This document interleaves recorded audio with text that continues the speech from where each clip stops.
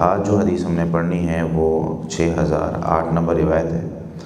اس کا عنوان یہ ہے کہ باب رحمت الناس والبہائم، لوگوں کے ساتھ مہربانی اور شفقت اور رحمت والا معاملہ، اور جانوروں کے ساتھ بھی۔ پھر اس میں مختلف قسم کی احادیث جو ہیں وہ امام بخاری رحمۃ اللہ علیہ لے کر آئے ہیں۔ سب سے پہلی حدیث جو ہے وہ سیدنا مالک بن حویرث رضی اللہ تعالیٰ عنہ سے ہے، جس میں وہ بیان کرتے ہیں اتینا النبی صلی اللہ علیہ وسلم، ہم نبی مکرم صلی اللہ علیہ وسلم کے پاس آئے، وَنَحْنُ شَبَبَةٌ مُتَقَارِبُونَ،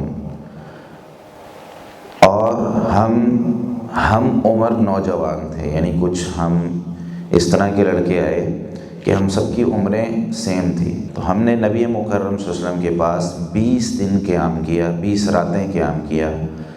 فَظَنَّا أَن نَشْتَقْنَا أَهْلَنَا، تو آپ صلی اللہ علیہ وسلم نے گمان کیا کہ ہمیں اپنے اہل کا، اپنے گھر والوں کا اشتیاق ہے، چاہت ہے کہ ہم ملنا چاہتے ہیں۔ اب 20 دن یہاں پہ ہم نے رہ لیا ہے، اب ہم واپس جانا چاہتے ہیں۔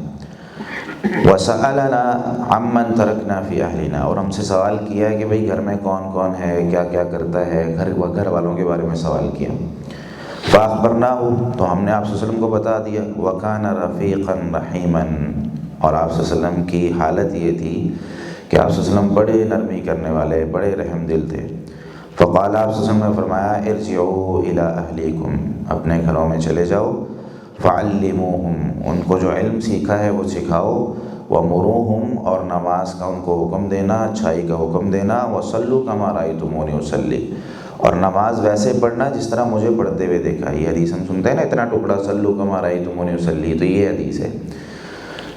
وَإِذَا حَضَرَتِ الصَّلَاةُ، اور جب نماز کا وقت حاضر ہو جائے تو نبی صلی اللہ علیہ وسلم نے ارشاد فرمایا فَلْيُؤَذِّن لَكُمْ أَحَدُكُمْ، تو تم میں سے کوئی ایک شخص اذان کہے، ثُمَّ لِيَؤُمَّكُمْ أَكْبَرُكُمْ، پھر تم میں سے جو سب سے بڑا ہے وہ امامت کروائے۔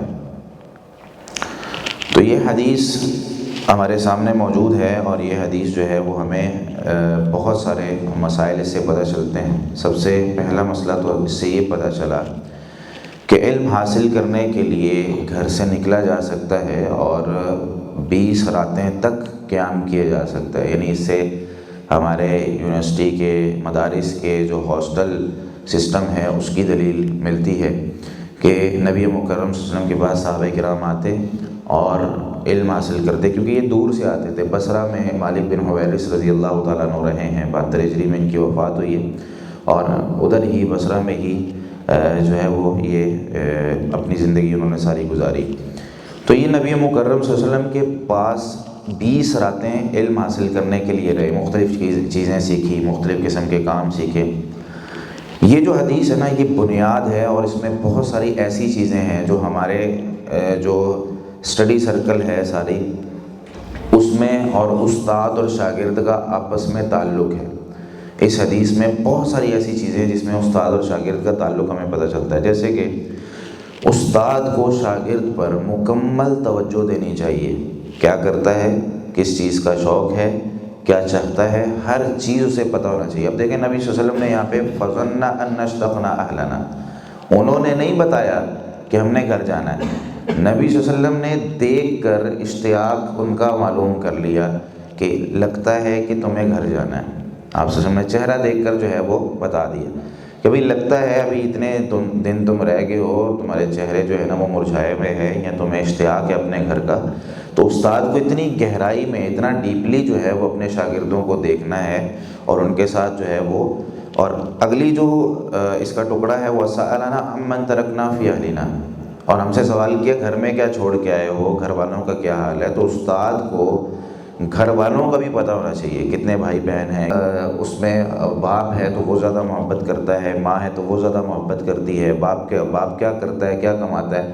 کیونکہ کئی دفعہ اس طرح ہوتا ہے کہ بچہ جو تعلیم حاصل کر رہا ہوتا ہے نا، پڑھ رہا ہوتا ہے، اس میں کئی دفعہ وہ رک جاتا ہے فیملی کسی بھی کام کی وجہ سے جو کہ اس کو ڈسٹرب کر رہا ہوتا ہے۔ گھر میں کوئی مسئلہ ہو گیا، بچہ کلاس میں پڑھ نہیں پاتا، تو استاد کو یہ پتہ ہونا چاہیے، استاد گھر والوں کو بتائے کہ کچھ اس طرح کے معاملات ہوتے ہیں جو بچوں سے دور رکھیں ایک وقت تک، یہ تربیت کا حصہ ہوتا ہے۔ کہ گھر والوں کا پتہ ہو گھر والے کیا کرتے ہیں، اور گھر والوں کے ساتھ استاد کا ایک گہرا تعلق ہو، یعنی اس طرح کا تعلق کہ بچہ جو ہے وہ جب مدرسے آتا ہے یا اسکول جاتا ہے تو اس کے بارے میں بتایا جائے کہ بچہ پہنچ گیا ہے. جب بچہ گھر ہے کوئی اس طرح کی بات کرتا ہے جو کہ سمجھانے والی ہے استاد کی، تو کیونکہ کچھ باتیں اس طرح کی ہوتی ہیں جو والدین نہیں سمجھا پاتے، وہ استاد سمجھا دیتے ہیں.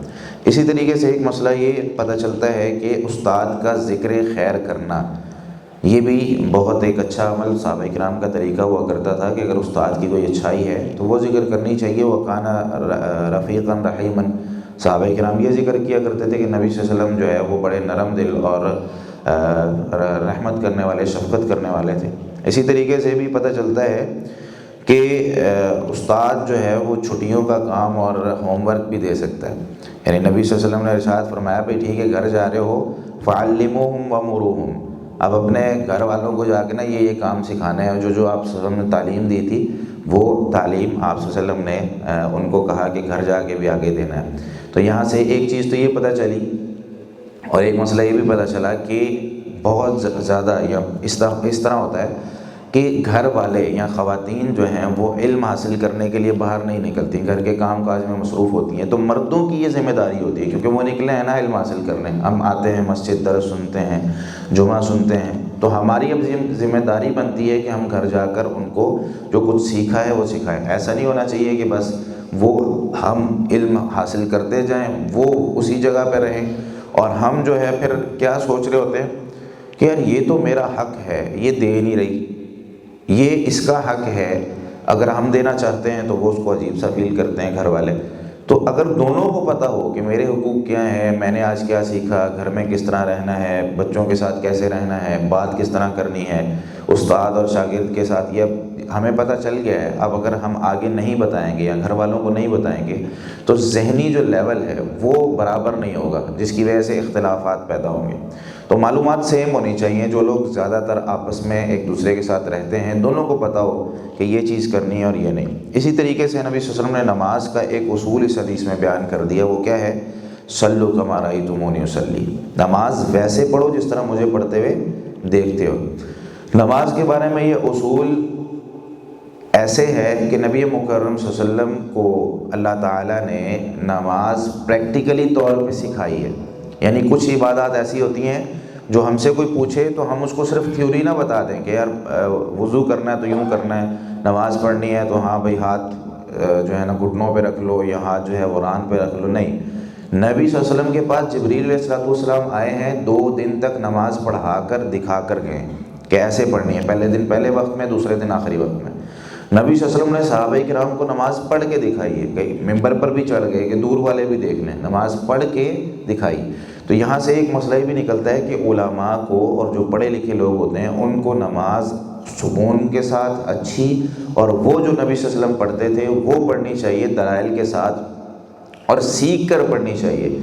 یہ نہ ہو کہ ہم دیکھا دیکھی جی والدین ایسے پڑھتے تھے، بزرگ ایسے پڑھتے تھے، دادا جی ایسے پڑھتے تھے، پڑھ رہے ہیں. نہیں، بلکہ اگر عالم دین ہے تو اس پر تو یہ فرض ہے کہ وہ ہر چیز کی حدیث پڑھے، پھر جا کر اس پر عمل کرنا شروع کرے کہ بھائی کم از کم اس نے لوگوں کو بتانا ہے. لوگ اس کو دیکھ کر اپنا عمل صحیح کرتے ہیں کہ قاری صاحب نے آج یہ کیا ہے، یہ جائز ہے.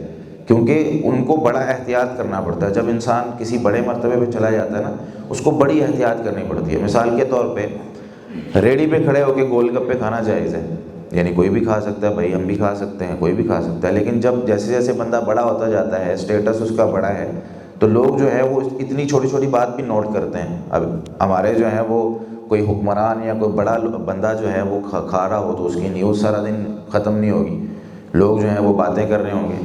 تو اس طرح جب کوئی عالم دین بن جاتا ہے تو اس کو بڑی چیزوں کا خیال رکھنا پڑتا ہے. یہ جائز ہے تو میں کروں، نہیں جائز تو اس سے بالکل دور رہے. ہمارے استاد محترم میں کہا کرتے تھے کہ ویسے دیکھیں نا سنتیں گھر میں پڑھنا افضل ہے، نوافل گھر میں پڑھنا افضل ہے.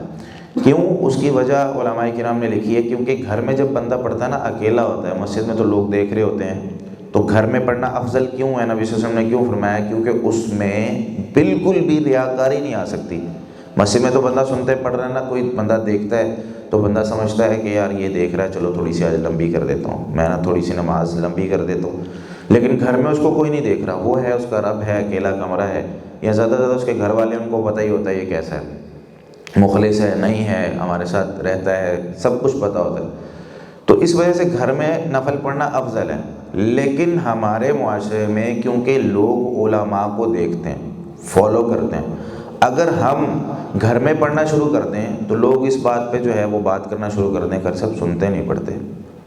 تو اس لیے ہمارے استاد جی کہا کرتے تھے کہ اگر سنتیں تم نے پڑھنی ہے تو مسجد میں پڑھو، کیونکہ لوگ اس چیز کو فالو کرتے ہیں. لوگوں کو اس چیز کا پتہ نہیں ہوتا کہ افضل کیا ہے، تو آپ جو ہے وہ ان کے سامنے پڑھو تاکہ لوگ جو ہیں وہ آپ کو دیکھ کر، اگر مثال کے طور پر یہ بھی انہوں نے کہا تھا کہ اگر آپ 2 پڑھتے ہو نا، یا اگر آپ 4 پڑھتے ہو تو عوام میں کئی لوگ اس طرح کے ہوتے ہیں جو آپ کو دیکھ کر 2 پڑھیں گے. اگر آپ پڑھتے ہی نہیں ہو تو وہ تو پھر بہت آگے نکل جائیں گے. اسی طریقے سے ایک اصول اس سے یہ بھی پتہ چلتا ہے کہ امامت کا اصول نبی مکرم صلی اللہ علیہ وسلم نے جو سکھائے ہیں بہت سارے ہیں، اس میں سے ایک یہ ہے کہ فرض نماز کے لیے اذان دینا ضروری ہے. ہمارے کا سکھا یہاں پہ فَلْيُؤَذِّن لَكُمْ أَحَدُكُمْ. اور اسی طریقے سے امامت کروانی کس نے، یہاں پر آپ صلی اللہ علیہ وسلم نے ارشاد فرمایا لِيَؤُمَّكُمْ أَكْبَرُكُمْ، تم میں سے جو بڑا شخص ہے وہ امامت کروائے. تو اگر تو یہ کیونکہ مالک بن حویرث کہتے ہیں نا شروع میں شبابۃ متقاربون، ہم عمر تھے سارے، تو قریب تھوڑا سا کوئی فرق جو ہے وہ ہو سکتا ہے. تو نبی صلی اللہ علیہ وسلم کو کیونکہ ان کی عمریں پتہ تھا، ویسے اصول کیا ہے کہ تم میں سے اقرأہم لکتاب اللہ، یعنی جو عالم دین ہے، اللہ کی کتاب کو پڑھتا ہے زیادہ، وہ امامت کروائے. اگر علم میں سب برابر ہوں تو پھر عمر میں جو بڑا ہے وہ امامت کروائے. یہ دوسرے نمبر پر آ جاتا ہے.